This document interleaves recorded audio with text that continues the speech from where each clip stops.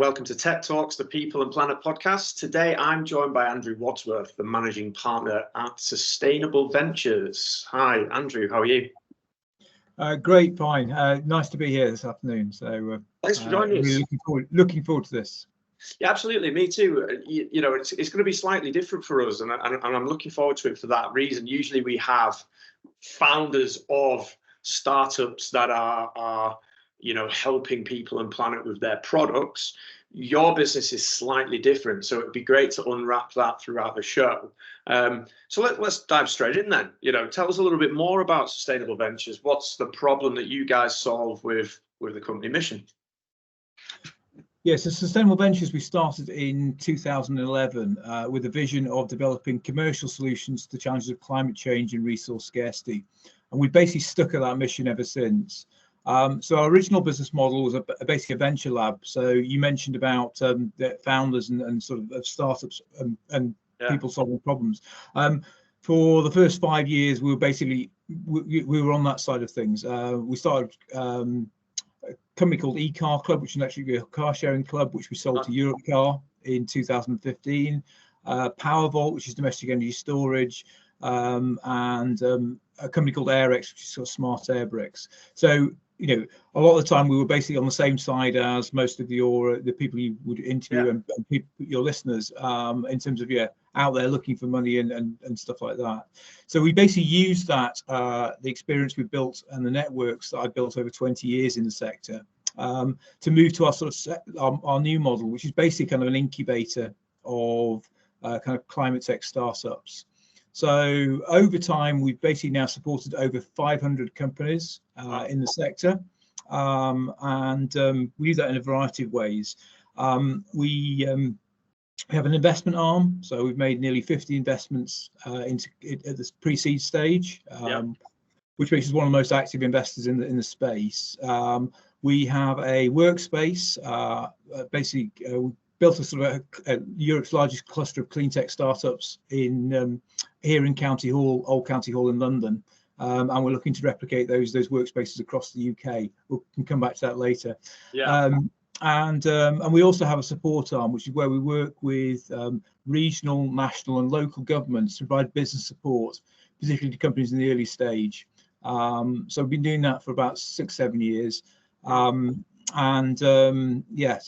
Supported probably over 300 companies to provide free advice to that side of things. It's really interesting, isn't it? Because a lot of the people that I deal with certainly have these brilliant ideas, and perhaps they're really, really good at building a product or having the actual the science behind it, perhaps, but not necessarily do they have the experience, certainly in scaling, in starting off, in the logistics and all of those other things that it takes to run a business, which is where you guys come in, I assume. Yeah, no, absolutely. It's based on our own sort of experience of where we needed support. So, for example, R&D tax credit claims, we basically had to do it ourselves, and there was nobody out there with a sector specialist that could do that one. And therefore, we said, okay, let's take that, package it up, and use that experience to help people. Because a lot of entrepreneurs, particularly that come from the sector, have a lot of experience about their particular product or service, but actually the nuts and bolts, the sort of 150 or so things you need to do to get a company all the way through from beer mat to exit. We can solve that problem for them, and also use our network that we've built over time. To provide stuff that areas we don't support, but in terms of sort of finding investment and so on, we've probably got one of the largest sort of networks across the whole of Europe. Yeah, absolutely.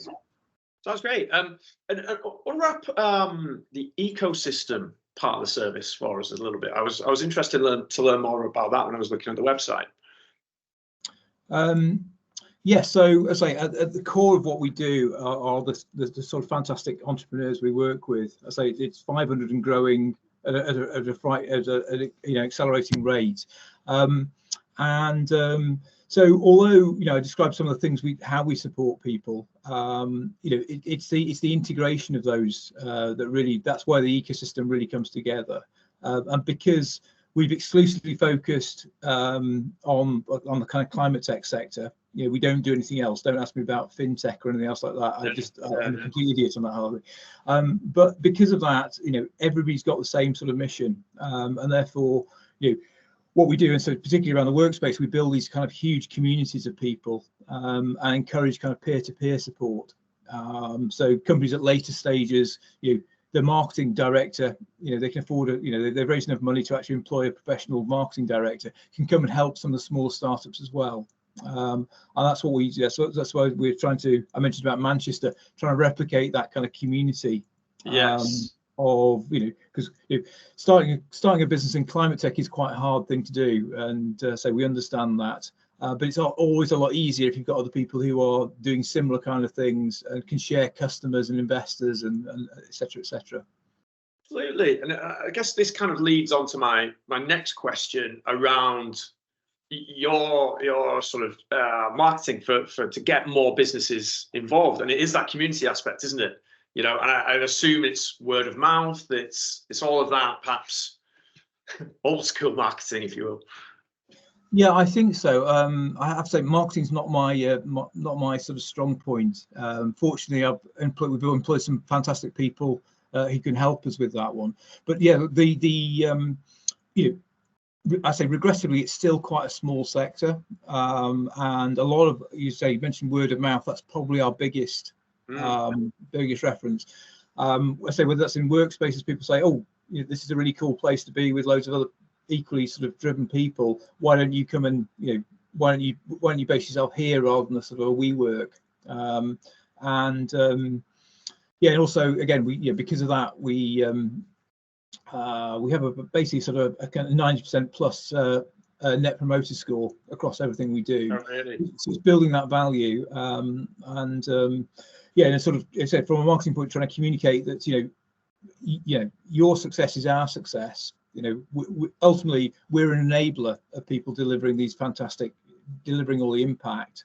So yes, through that, we recognise that, you know, we're just merely one of the ways we can help. And you know, therefore, a lot of our marketing is around the success stories of the people like Enzo and Nopla, and so hundreds of other companies, in terms of what they've achieved, whether they've raised funds, whether they've delivered projects, that kind of stuff. That's really where our marketing is really down to.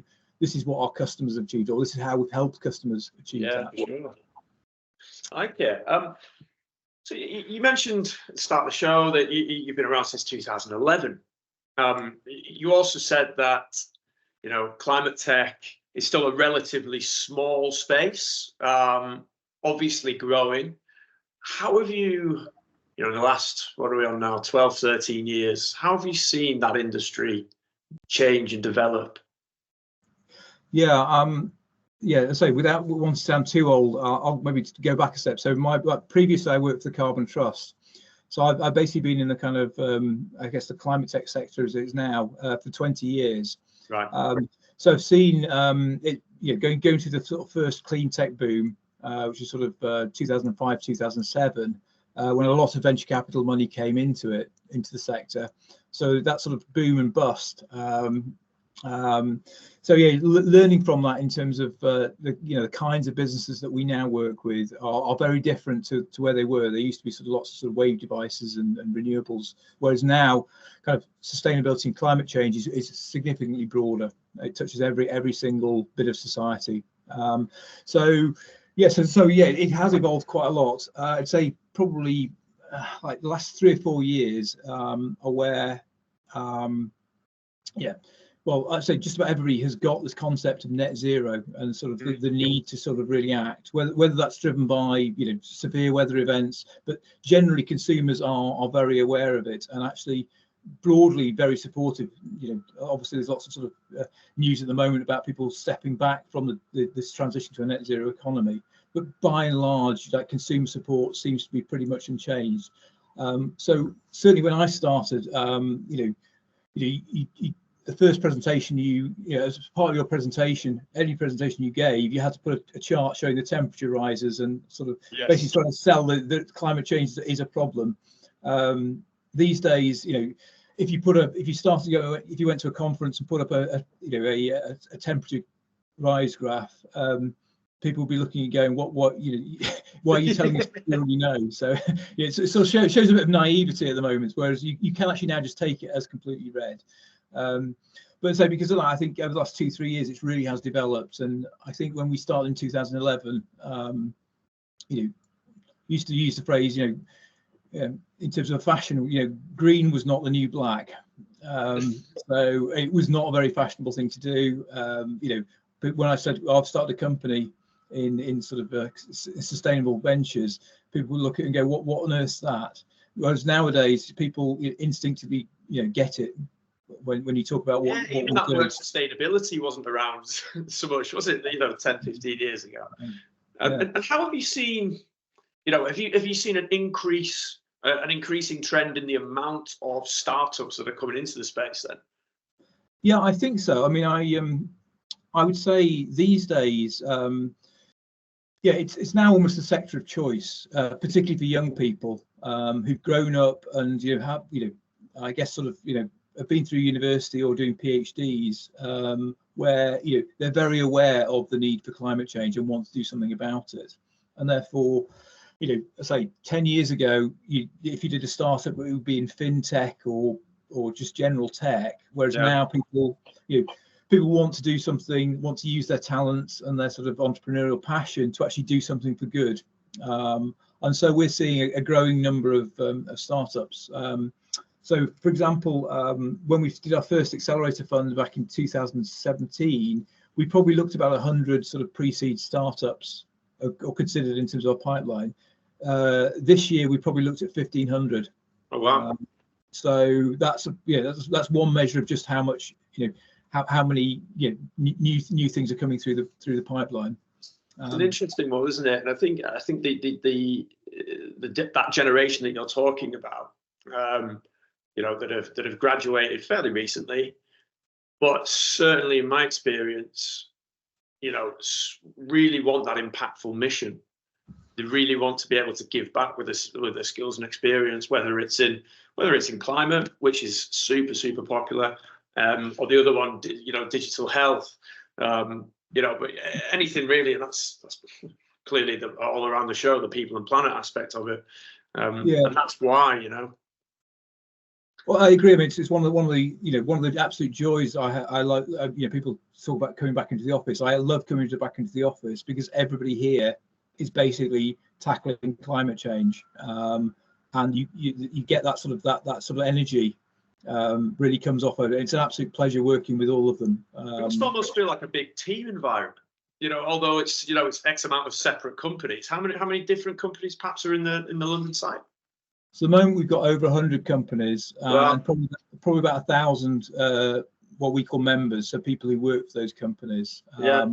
And so some of them are looking at air pollution from tires. I mentioned Enzo, for example. I've got Undo that's looking at carbon sequestration. You've got AirX here who are looking at sort of tackling fuel poverty by through energy efficiency.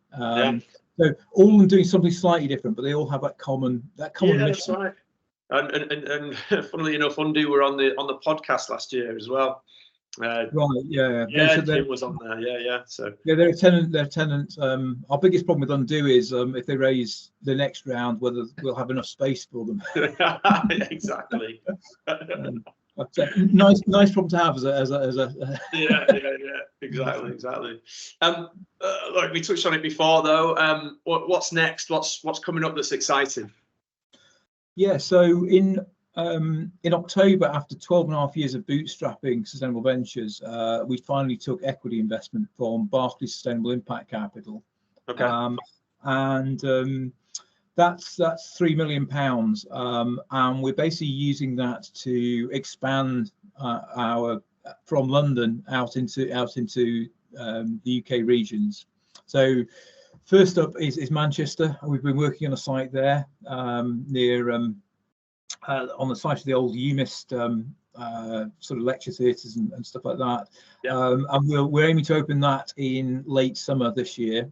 That'll be probably, I don't know, probably about 50 or so companies in the clean tech space, and maybe sort of 500 or so people working there. Yeah, and then we'll obviously link that with, we've got some various sort of support programs coming from the various sort of Manchester councils and so on. So that allows us to provide support to companies even if they aren't ready to raise investment. And we're also looking to then expand our range of investment funds, so we can make many more pre-seed investments.